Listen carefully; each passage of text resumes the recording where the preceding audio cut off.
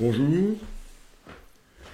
Aujourd'hui, pour faire suite à l'introduction, je vous propose une approche sur les différents comportements alimentaires hors pathologie.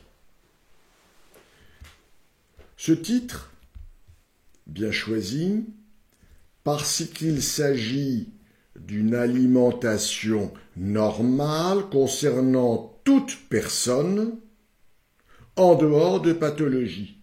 C'est-à-dire que c'est l'alimentation que nous devrions avoir de façon quotidienne. Nous allons entrer maintenant dans cette approche alimentaire, je répète, hors pathologie. Le plan, nous allons parler de généralité, d'approche quantitative, d'approche qualitative et enfin de chrononutrition. Dans les généralités, nous allons parler de l'évolution depuis le Paléolithique, les paradoxes de l'alimentation moderne, et enfin quelques propos sur la physiologie digestive. Nous verrons ensuite l'approche quantitative avec le schéma de Fantino, le schéma de Gernèse sur l'hormone de croissance et l'hyperinsulinisme. Nous verrons ensuite les index glycémiques bas, IG bas, et la notion de curseur.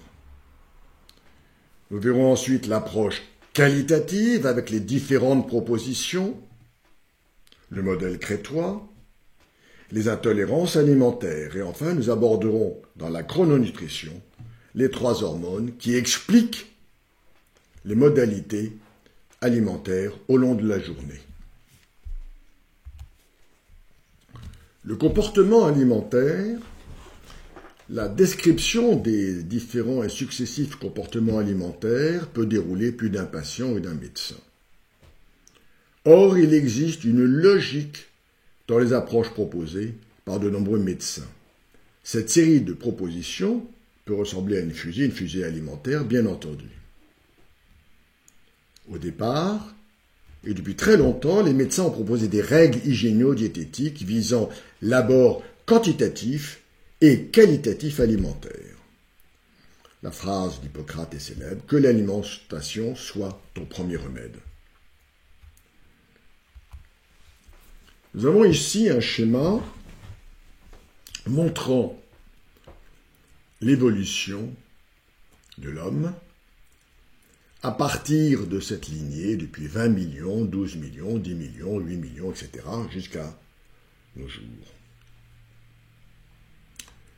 Il y a 10 millions d'années, nous nous séparons de notre ancêtre commun et nous avons 3 lignées, les pré-gorilles, les pré-chimpanzés et les pré-australopithèques. Or, ce pré-chimpanzé amène au chimpanzé, ce pré-gorille amène au gorille, ce pré-australopithèque amène à l'australopithèque, à l'homo habilis, à l'homo erectus, à l'homme de Néandertal et enfin à l'homme actuel. Il faut savoir que 99% de notre tube digestif sont identiques aussi bien chez le gorille que le chimpanzé que chez l'homme. Or, notre gorille et notre chimpanzé, dans son milieu naturel, continuent à manger de façon usuelle, alors que nous, au fur et à mesure que nous avançons dans les périodes modernes, nous nous sommes ingéniés à modifier notre comportement alimentaire, et en particulier depuis la Première et la Deuxième Guerre mondiale. C'est-à-dire que pendant 8 millions d'années, nous avons eu une alimentation commune sur un tube digestif identique chez le gorille, le chimpanzé et l'homme, et depuis peu, nous avons modifié notre alimentation. Et nous allons voir que le gorille et le chimpanzé va très bien, et qu'au fur et à mesure de la modification, de la transformation de l'alimentation chez l'homme, nous allons entrer dans des pathologies. vous avez ici le comportement alimentaire paléolithique du professeur Gilles Deluc. Alors, il ne s'agit pas de retourner dans les cavernes, mais il s'agit quand même de comprendre que l'Australopithèque se nourrit de plantes, de tubercules et de racines, de quelques insectes et de petits animaux. Ensuite, les premiers hommes, c'est les plantes, tubercules, racines, en un peu moins de quantité, et un peu plus de viande, c'est le charognage, c'est-à-dire le chasseur-cueilleur. Au paléolithique moyen et supérieur, la quantité de plantes, de tubercules et de racines est toujours très conséquente, mais déjà moindre, et il y a une augmentation des produits carnés, donc toujours la chasse, la pêche. Nous entrons dans la proto-histoire avec les plantes et tubercules et les racines, mais surtout l'introduction de céréales et de produits laitiers. Ensuite, des produits carnés, l'élevage, la chasse, la pêche. Il faut savoir que dans cette proto-histoire et histoire, nous sommes à 10 000, 15 000 ans avant Jésus-Christ, que les Sumériens mettent en culture de façon systématisée la culture de l'épeautre, donc les céréales. Donc on introduit les céréales dans l'alimentation.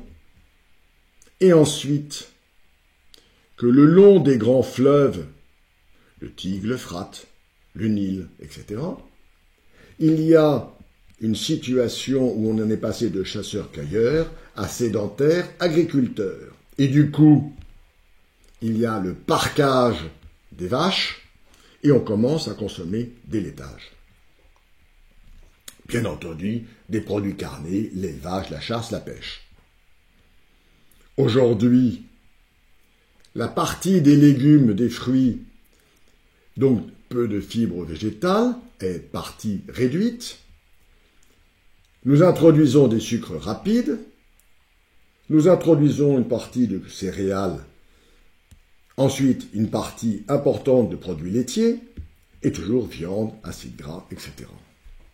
Donc, nous voyons que notre alimentation au départ, elle est commune avec le chimpanzé et le gorille, et que nous mangions également beaucoup de plantes, de tubercules, de racines et quelques insectes ou petits animaux, pour progressivement diminuer de façon drastique les légumes, donc il y a très peu de fibres végétales, pour au contraire augmenter les sucres, les céréales, les produits laitiers.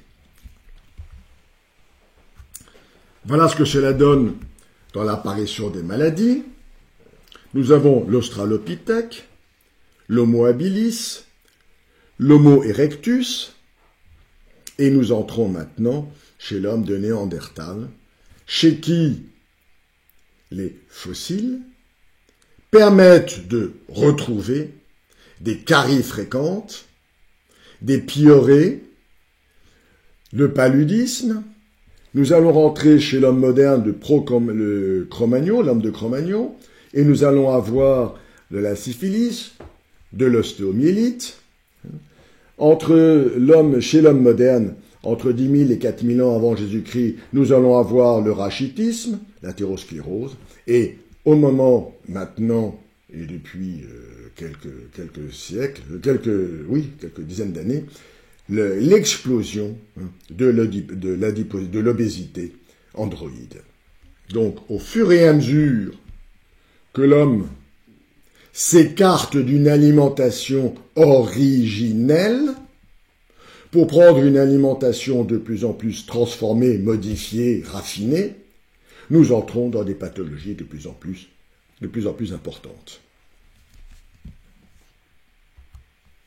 Voilà un schéma bien connu, où notre cousin, le gorille, est au départ de la lignée. Nous voyons comment l'homme, au fil des siècles, continue sa croissance pour arriver à cet homme moderne avec une obésité absolument fantastique. Et c'est absolument affligeant de voir ces obésités chez les enfants déjà, c'est quand même un phénomène étonnant. Nous sommes gavés de sucre, et là on a bien le symbole de cette boisson sucrée, type soda. Nous arrivons ici dans ce que j'appelle le cycle des maladies. Nous avons donc, aujourd'hui nous parlons d'alimentation, j'oublie le phénomène psychologique, le phénomène environnemental, génétique, épigénétique, pour ne parler que de l'alimentation. Si donc nous avons une alimentation délétère, nous allons modifier notre patrimoine génétique, immunitaire et épigénétique, et nous allons perdurer, entrer dans une maladie. C'est-à-dire que tant que l'information alimentaire délétère persiste, nous allons en permanence modifier notre patrimoine, nous allons en permanence modifier notre système homéostasique et nous allons rentrer dans des maladies. Donc on peut corriger ces maladies par toute une approche symptomatique, mais il est beaucoup plus intéressant de chercher en amont à modifier notre alimentation pour qu'elle soit de plus en plus saine. Le paradoxe de l'alimentation moderne, c'est que vous avez ici un schéma montrant les carences en vitamines. Donc vous avez les carences en vitamine B1, B8, etc., toutes les vitamines. Vous avez cette représentation en rectangle blanc, c'est la consommation qu'il devrait y avoir en fonction de notre âge. Et vous voyez les tout petits rectangles noirs qui correspondent à la teneur en vitamines réelle de l'organisme. Donc nous voyons que nous sommes en carence profonde en vitamine B1, même chose en vitamine B6, en acide folique, en vitamine A, en vitamine B6, 12, etc., en vitamine C et en vitamine E. Même chose pour les minéraux. Vous voyez que nous avons une carence en fer, en zinc, en calcium, en magnésium, en cuivre. Et voilà une explication sur le fameux striptease du grain de blé au cours du raffinage de sa mouture.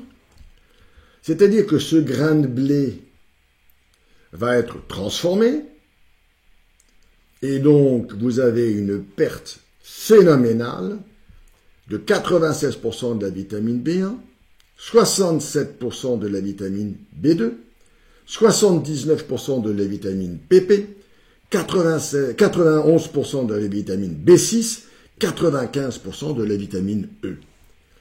Vous vous rendez compte de la carence dans laquelle nous sommes, puisque nous sommes privés de minéraux et privés de vitamines. Donc ne vous étonnez pas de ces obésités fantastiques que nous avons autour de nous, car notre organisme cherche, en augmentant systématiquement notre appétit, à compenser ces carences. Et c'est un cercle délétère, malheureusement. Nous mangeons parce que nous ne sommes pas assez nourris. Donc pour maigrir, il faut manger correctement. Encore un paradoxe alimentaire. Statistiquement, en France, par personne, il y avait 1 kg de sucre en 1789. En 1889, 8 kg de sucre. En 1989, 36 kg de sucre. Actuellement, je pense que nous sommes environ de 40 kg. Donc, nous sommes en gavage permanent de sucre. Voilà un schéma d'une cellule qui montre une paroi. Cette paroi est faite d'une couche bilipidique, donc il y a 2 molécules de glucose, de cholestérol, et entre ces molécules de cholestérol, des acides gras insaturés. Quand ces acides gras insaturés fonctionnent bien, il y a communication de la cellule vers l'extérieur. Donc l'information sort ou rentre dans la cellule. Cette paroi cellulaire est l'objet d'attaque par des radicaux libres. Ces radicaux libres sont de 2 origines. Il y a les facteurs endogènes, donc le résultat de la phagocytose, de l'activité des mitochondries, de l'accumulation des métabolites réduits, des métabolismes de l'acide arachidonique, etc., etc., c'est-à-dire des déchets de la centrale thermique que nous sommes, puisque nous sommes à 37 degrés. Il y a des facteurs exogènes, tels que les radiations, les UV, la pollution des fumées de cigarettes, des médicaments, des pesticides, des acides gras saturés. Tout ceci provoque des radicaux libres, c'est-à-dire des scuds qui agressent la paroi cellulaire et font que les acides gras saturés vont devenir saturés. Et du coup, il n'y a plus de passage, de communication entre la cellule et l'extérieur. Dieu merci. Notre organisme est très bien fait et permet, grâce au glutathion, à la superoxyde dismutase, à la catalase, de proposer des antioxydants qui rétablissent cette communication. Si cela n'est pas suffisant, il y a des antioxydants exogènes, tels que les vitamines A, la vitamine C, la vitamine E, le N-acétylcystéine, des oligo-éléments tels que le zinc, le cuivre, le manganèse, etc., qui vont apporter une solution externe pour relancer la communication cellulaire. Pourquoi ce schéma? Pour vous expliquer que la paroi cellulaire, elle est fragile, et que cette paroi cellulaire, on va la retrouver sur l'entérocyte, c'est-à-dire la cellule qui borde l'intestin. Si donc votre paroi cellulaire qui borde l'intestin, l'entérocyte, reçoit une alimentation qui n'est pas conforme à ses habitudes et qui est renouvelée en permanence, il ne faut pas s'étonner d'avoir ces entérocytes qui sont fragilisés et qui ne remplissent plus leur rôle. Nous avons donc ici le schéma d'une coupe d'intestin avec ses villosités intestinales. Ces villosités intestinales sont tapissées des entérocytes. Ces entérocytes sont situés sur une basale. En dessous de cette basale, vous avez deux choses importantes. Un système de recueil alimentaire qui va amener les aliments au foie, par le système porte, et tout un système de lymphocytes qui vont assurer la protection de l'organisme contre les agressions apportées par l'alimentation. Voilà le schéma fonctionnel, usuel. Et voilà maintenant comment une cellule de l'intestin, un entérocyte, avec ses cellules, ses bordures en brosse, reçoit son alimentation normale. Si une alimentation délétère pénètre cet entérocyte, il va provoquer une cassure de ces desmosomes, c'est-à-dire ces protéines de jonction des entérocytes les uns contre les autres, et ouvrir un passage entre les entérocytes. Ce qui fait que l'antigène, donc l'aliment étranger, inconnu, excessif, cet antigène va passer non plus dans la cellule pour être métabolisé, donc il ne passe plus dans l'entérocyte, mais il va passer entre les entérocytes et va rentrer directement dans le système immunitaire. Et donc cette inflammation intestinale, grâce au transport au niveau de tous ces ganglions et lymphatiques, va se reproduire à distance et vous aurez ainsi une muqueuse inflammatoire, 1 au niveau de l'intestin, oui, mais 2 au niveau ORL ou au niveau articulaire, etc., etc. Donc ne vous étonnez pas quand vous voyez un enfant qui est gavé de laitage artificiel d'avoir des rhinopharyngites à répétition, etc., etc. très bien l'antibiotique, très bien la cortisone, peut-être, quand il le faut, mais surtout, modifions le comportement alimentaire de cet enfant pour qu'il n'y ait plus d'inflammation intestinale et qu'il n'y ait plus, du coup, de la répercussion au niveau de la muqueuse ORL. C'est exactement la même chose au niveau articulaire. Nous entrons dans les différentes propositions. Nous allons aborder l'approche quantitative, l'approche qualitative et la chrononutrition. Voilà 3 notions qui sont parfaitement en phase et qui sont parfaitement synchrones et synergiques. Je veux dire qu'il faut prendre en compte dans une alimentation saine cette approche quantitative, cette approche qualitative et la répartition des aliments dans la journée, c'est-à-dire la chrononutrition. Les approches quantitatives. Nous allons voir le schéma du docteur Fantino, du docteur Gernez et de l'index glycémique bas. Le schéma du docteur Fantino. Vous avez une réserve intestinale qui vous apporte au niveau sanguin du sucre. Vous avez donc une réserve de glycogène hépatique.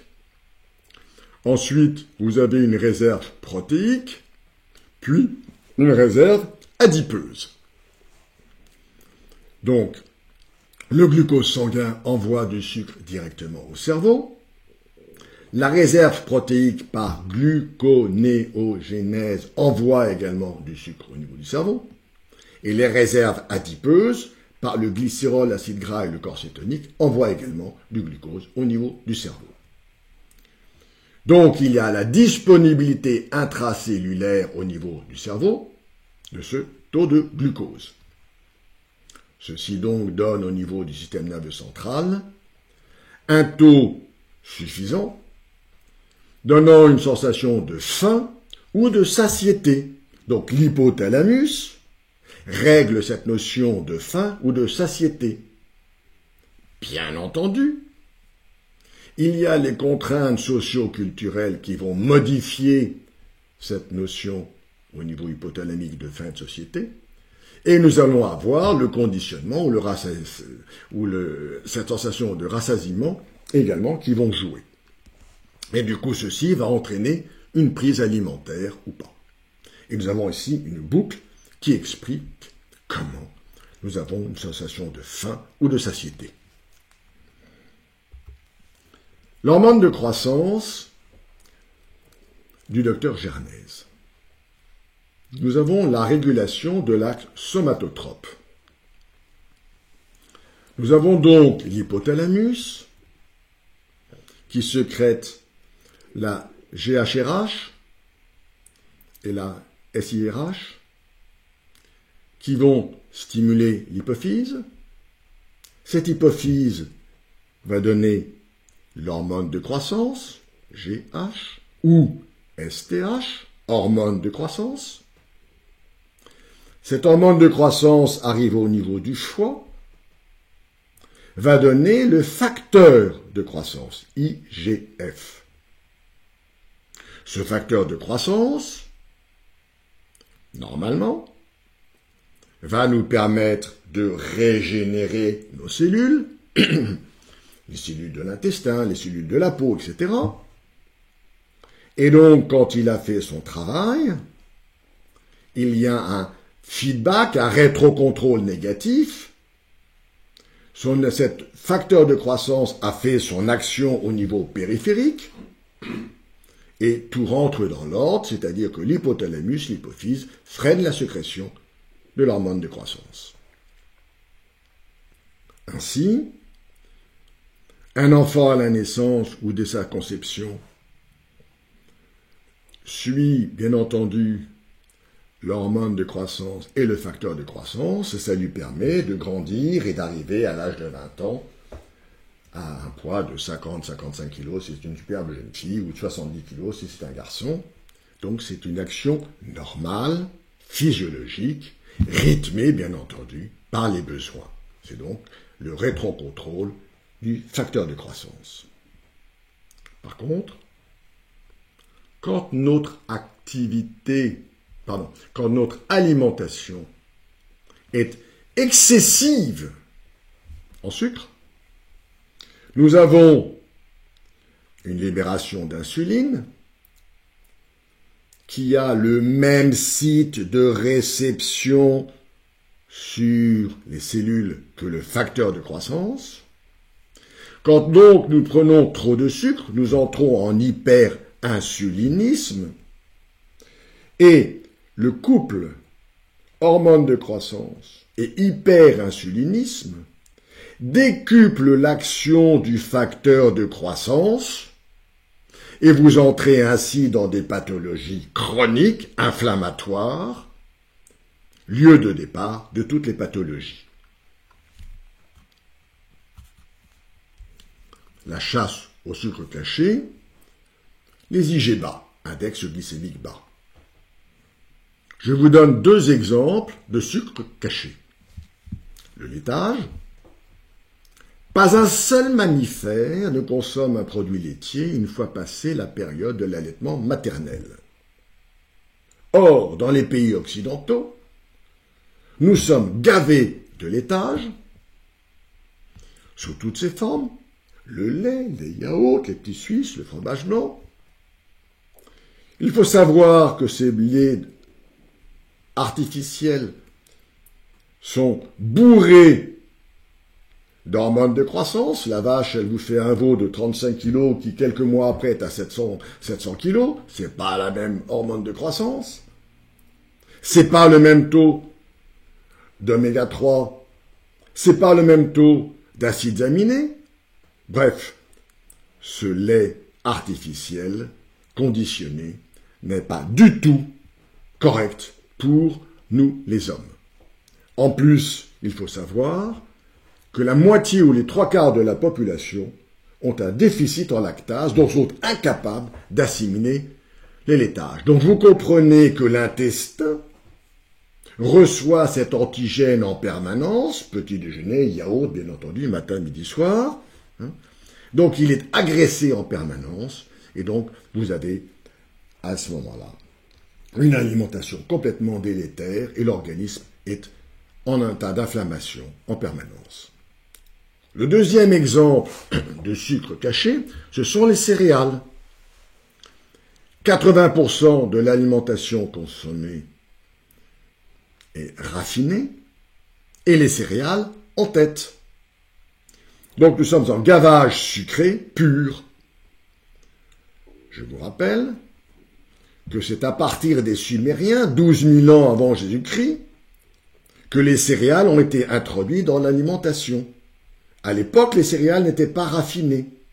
Maintenant, la production industrielle est telle que vous avez des céréales en permanence, partout.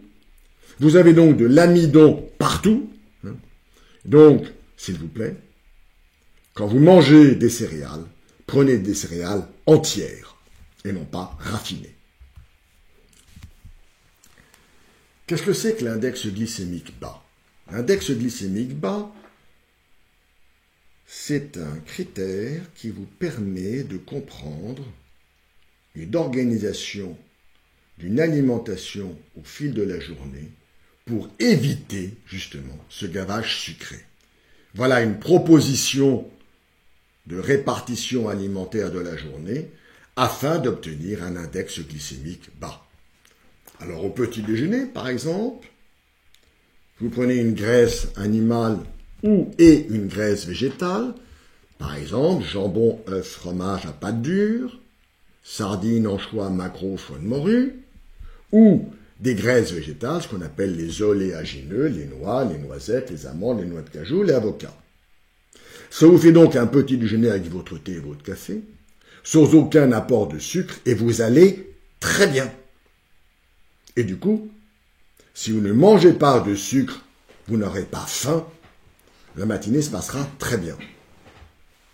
Le déjeuner, protéines animales, viande blanche, volaille, poisson, crustacés, ou protéines végétales, ce qu'on appelle les légumineuses, lentilles, fèves, haricots, pois, plus une plâtrée de légumes verts, donc les champignons, les salades, la ratatouille, les brocolis, les endives, les poireaux, etc., etc.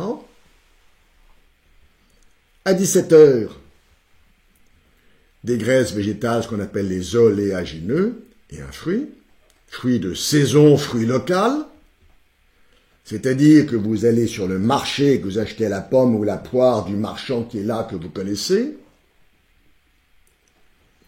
Au dîner, une protéine animale, un petit filet de poisson, ou à nouveau une protéine végétale légumineuse, et toujours vos légumes verts.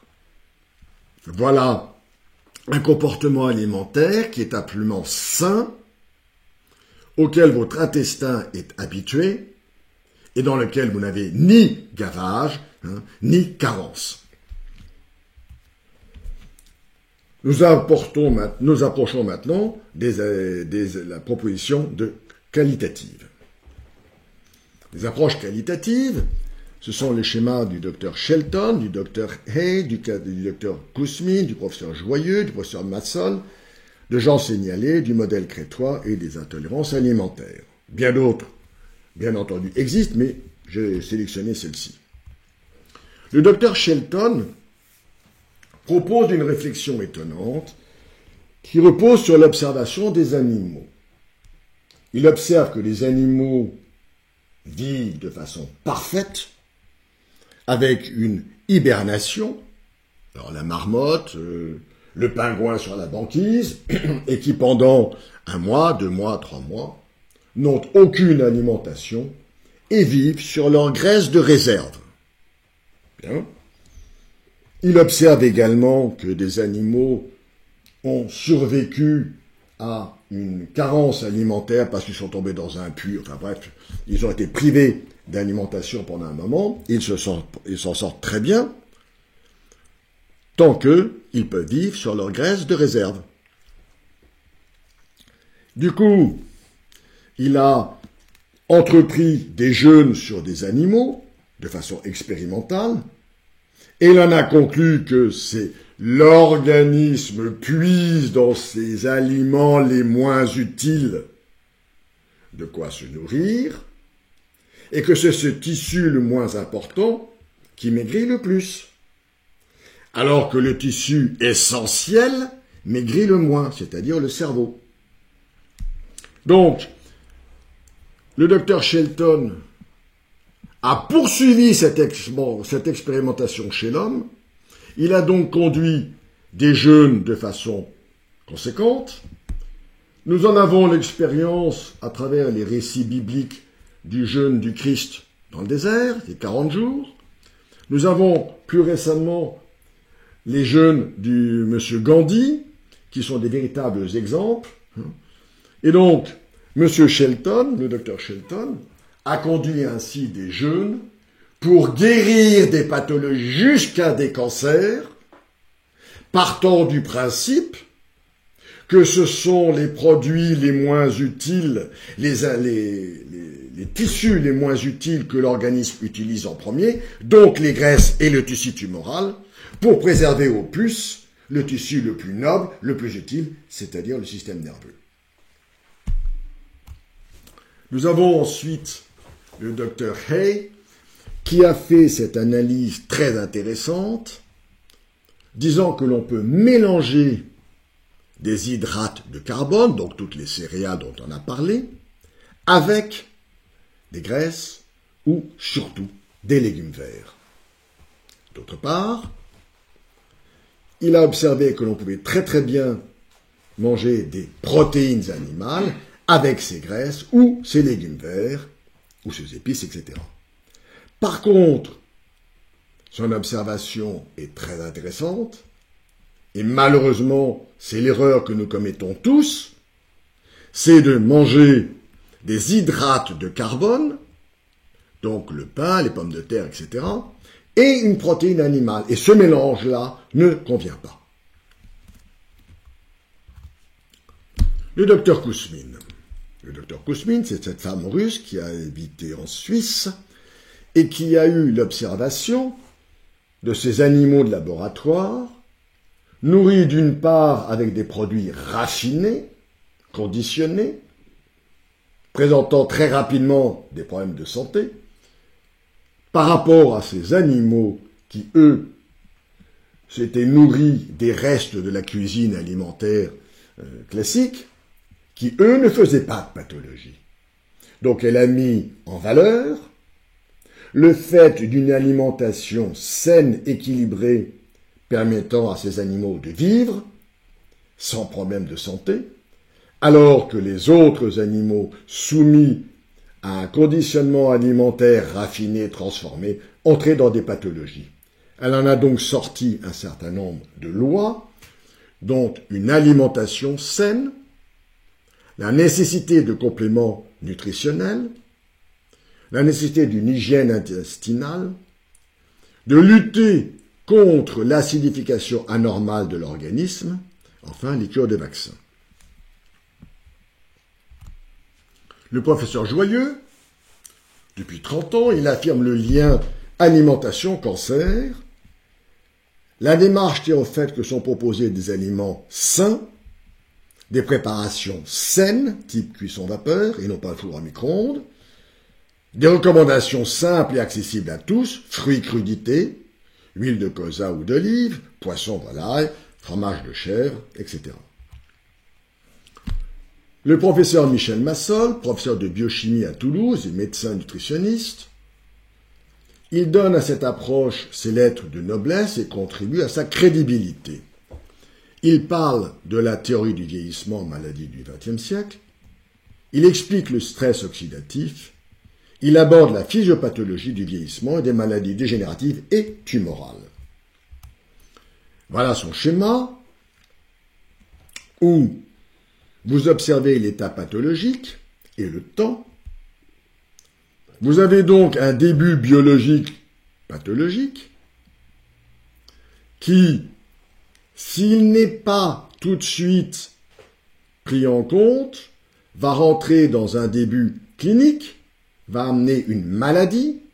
Il faudra donc une action extérieure pour obtenir une guérison clinique et ensuite une guérison biologique. C'est-à-dire que si nous sommes capables de corriger notre alimentation, nous sommes au début biologique, nous corrigeons notre alimentation, nous cessons d'agresser l'entérocyte, nous cessons de jouer avec notre système immunitaire, et tout rentre dans l'ordre. Par contre, si nous continuons à être gavés de sucre, de produits raffinés, carencés, nous entrons dans toutes les pathologies possibles et imaginables. Voilà l'explication du professeur Massol. Le docteur Jean Seignelay, à Montpellier, préconise un comportement alimentaire sur plusieurs points. D'abord, les céréales. Le blé, le maïs, l'orge, le seigle, l'avoine sont abolis. Le sarrasin et le sésame sont autorisés. Il faut proscrire tous les laits animaux ainsi que leurs dérivés. Les viandes, si elles sont cuites, sont à éliminer. Si elles sont crues, on peut les garder. Les œufs, comme la viande, c'est notique si c'est cuit. Le poisson, il vaut mieux le prendre cru, bien entendu. Même chose pour les coquillages. Les légumes verts sont autorisés, les légumes secs et légumineux sont autorisés, à condition d'être cuits à la vapeur, les crudités recommandées, les fruits recommandés, les fruits secs conservés, etc. doivent être mangés crus. Conseiller le miel, les graines germées, à proscrire, bien entendu, les confitures, le sucre blanc, tous les sodas. Les huiles en première pression à froid, bien entendu. Les condiments, épices, tout ça sont conseillés. Le sel doit être limité. Les boissons, il faut exclure les boissons riches en sucre lent et en bière, bien entendu. Le schéma d'ensemble de la théorie de Dr Seignelay, c'est que notre alimentation moderne amène une flore de putréfaction et une inadaptation des enzymes intestinaux, donc des déchets bactériens, des déchets alimentaires, tout ceci au niveau du grêle. Donc il y a une inadaptation des mucus, une agression de la muqueuse du grêle. Tout ceci entraîne, associé au stress et à la libération de l'interféron gamma, une dissociation des entérocytes et donc une hyperperméabilité du grêle, c'est-à-dire que votre intestin est une passoire. Donc notre alimentation moderne, riche en produits délétères, se trouve dans un intestin qui est une passoire et donc laisse passer peptides, superantigènes et autres substances qui vont entraîner des dépôts dans l'organisme, une réponse immunitaire également, un déficit, un réveil du système lymphocytaire et enfin un encrassage. Ceci amène à une recherche par l'organisme d'élimination de ces déchets. Et donc, quand vous êtes au niveau ORL, vous avez une infection ORL. Quand vous êtes au niveau intestinal, vous avez une colite ou un Crohn. Quand vous êtes au niveau de la peau, vous avez un acné, etc., etc. Si, maintenant, vous avez un facteur génétique associé au groupage HLA et que vous avez un mimétisme moléculaire entre ces facteurs antigéniques, intestinaux et ces allèles, vous pouvez entrer dans les maladies auto-immunes. Vous pouvez également avoir des encrassages au niveau des organes qui mènent à des leucémies ou à des cancers. Donc l'importance majeure entre cette alimentation moderne, ce stress, qui amène à 36 maladies différentes. Vous avez donc une hyperperméabilité avec un dysfonctionnement immunitaire, une inflammation intestinale, cette hyperperméabilité avec les symptômes digestifs et les symptômes extradigestifs.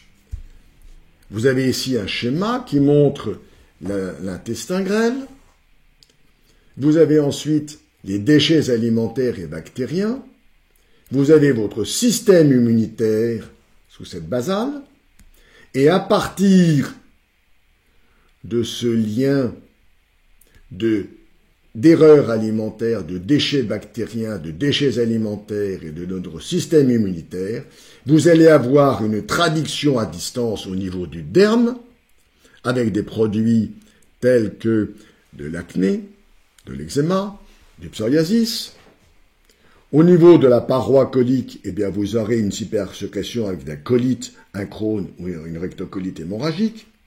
Au niveau pulmonaire, vous aurez de la bronchite ou de l'asthme.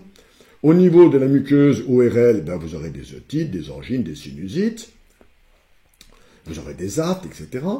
Maladie de Behçet. Et enfin, au niveau articulaire, vous aurez une polyarthrite rhumatoïde, une spondylarthrite, etc. Ce qui est très étonnant, c'est que quand vous entrez dans un service hospitalier, il n'y a aucun rapport entre un eczéma et une polyarthrite. Aucun rapport entre une maladie de Behçet et un acné. Pourtant, c'est le même principe. C'est l'intolérance de notre organisme à supporter des déchets bactériens et alimentaires avec cette incapacité de notre système immunitaire de se défendre de façon correcte. Et donc, vous avez une libération dans n'importe quel organe possible de ces déchets. Le modèle crétois, ce modèle fait référence en Occident, c'est issu d'une pratique séculaire, ce comportement alimentaire. De ce comportement alimentaire, il ressort des chiffres statistiques manifestes en faveur d'une protection cardiovasculaire et métabolique. Le professeur Renaud confirme la protection toutes causes confondues, et c'est très heureux car il y a un empirisme et une science qui finissent par se retrouver, avec bien entendu le rôle majeur de l'acide alpha-linolénique de la série des oméga 3. La composition des repas crétois, c'est une entrée à base de crudités, un plat de résistance, de protéines, un féculent ou une céréale, bien sûr non raffiné, des légumes verts, un fruit, un peu de pain, de l'eau, etc. et un demi-verre de vin ou un verre par jour.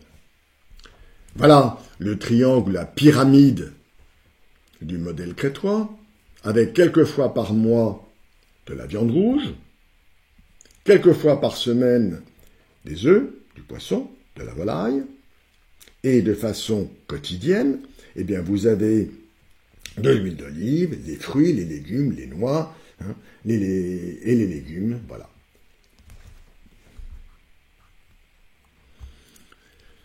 Autre notion très intéressante dans cette approche qualitative, c'est la recherche des intolérances alimentaires aux IgG.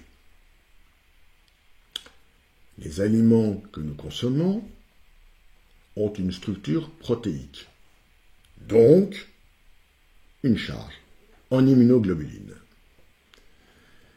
Ces aliments donc peuvent être plus ou moins tolérés par l'organisme, et nous allons avoir 3 colonnes nous montrant sur les 250 produits testés quels sont ceux dont les immunoglobulines sont tolérés ou pas. Donc ceux qui sont en dessous de 40 sont parfaitement tolérés et nous pouvons les prendre sans problème. Ceux qui sont entre 40 et 50, il faudra faire une protection avec des probiotiques par exemple, et progressivement, en 1 mois, 2 mois, 3 mois, nous réintroduirons ces produits pour arriver enfin aux produits au-dessus de 50, où là, il faudra faire extrêmement attention et reprendre après une correction de cette hyperperméabilité, de reprendre des aliments dont le taux d'IgG est proche de 50, de 60, de 70, de 80. Mais quand nous allons être aux environs de 100, 150, 200, 300, il est hors de question de consommer ces produits. Donc quand nous aurons fait cette correction, eh bien il sera tout à fait possible de renouveler cette expérience, de renouveler ce test d'intolérance alimentaire, car les intolérances ne sont pas gravées dans le marbre, et si vous avez pu modifier votre comportement alimentaire, eh bien vous verrez que les intolérances alimentaires seront réduites. Maintenant, voyons la chrononutrition.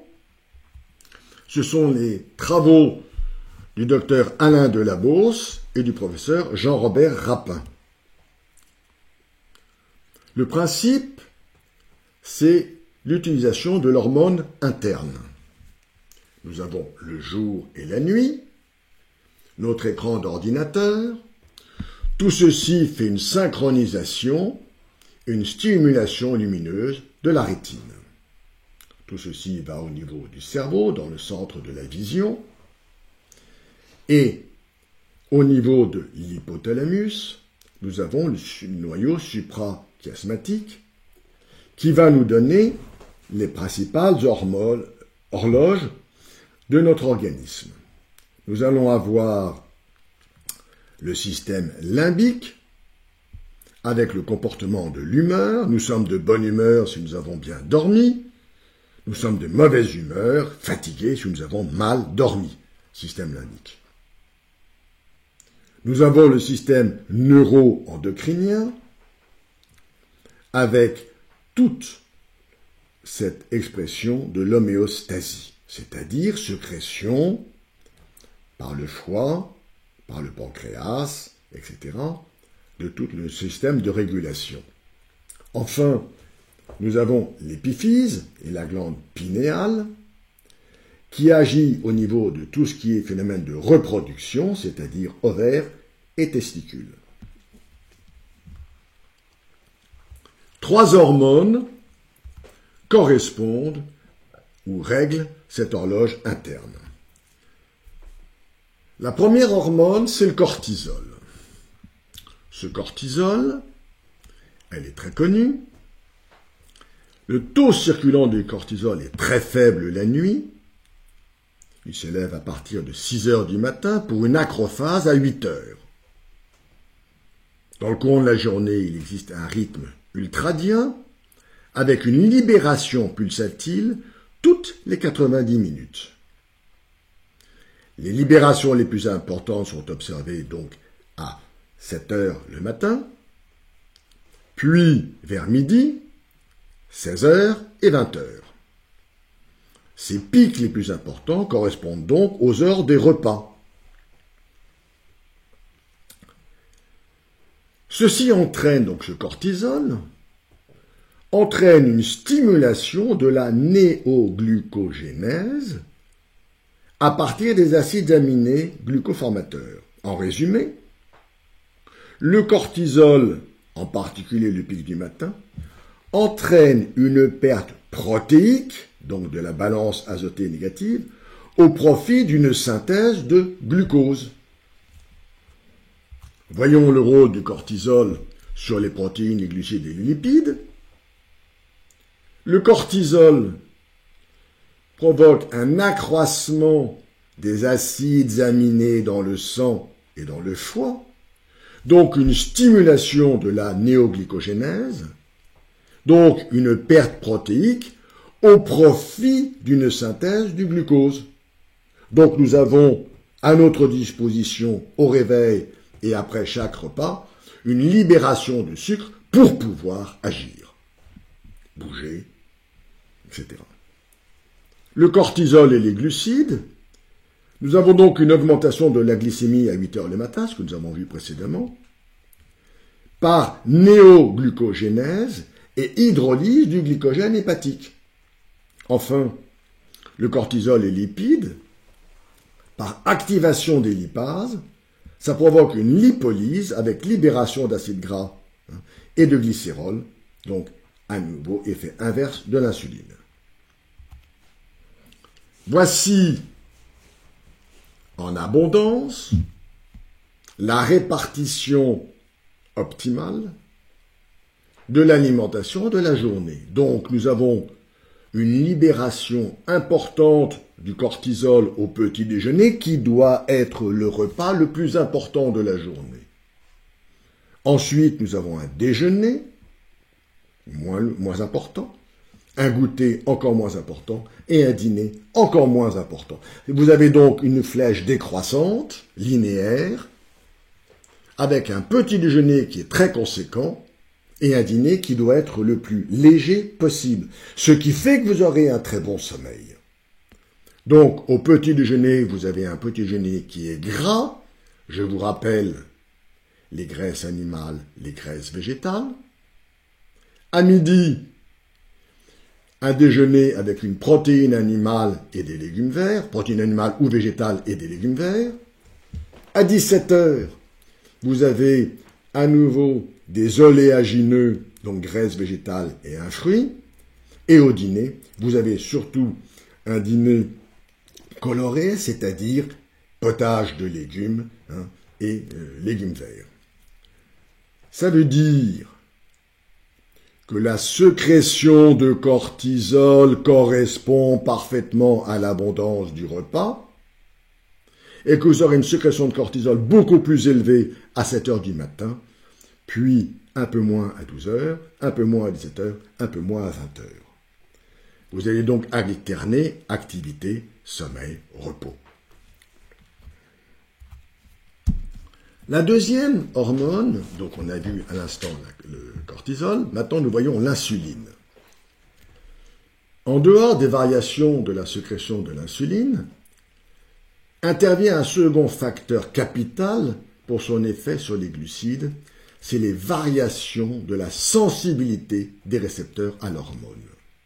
Donc l'insuline est un facteur de croissance et l'insuline a une variation de sensibilité de ses récepteurs. Donc le matin, ces récepteurs sont très sensibles.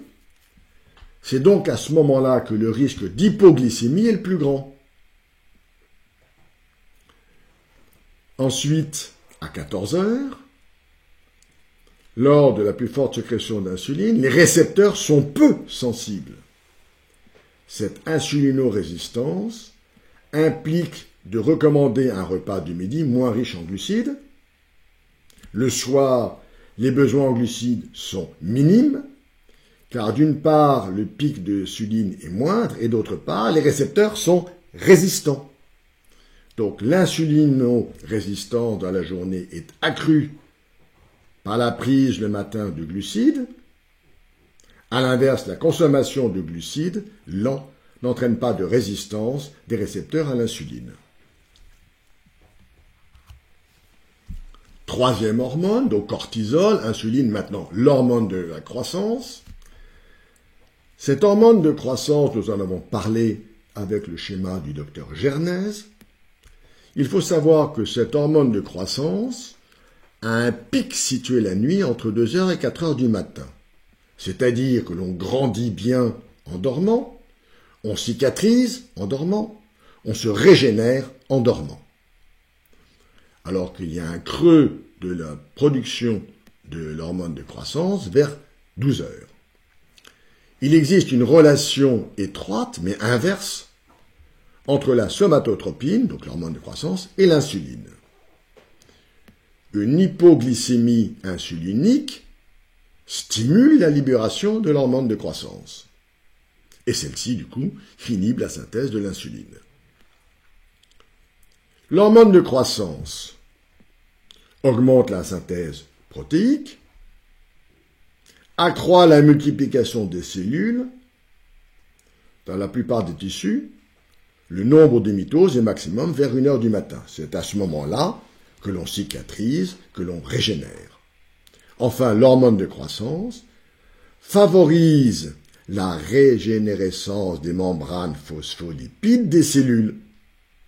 C'est la nuit que sont consommés les graisses, les acides gras, en particulier les acides gras polyinsaturés, qui refont les parois cellulaires.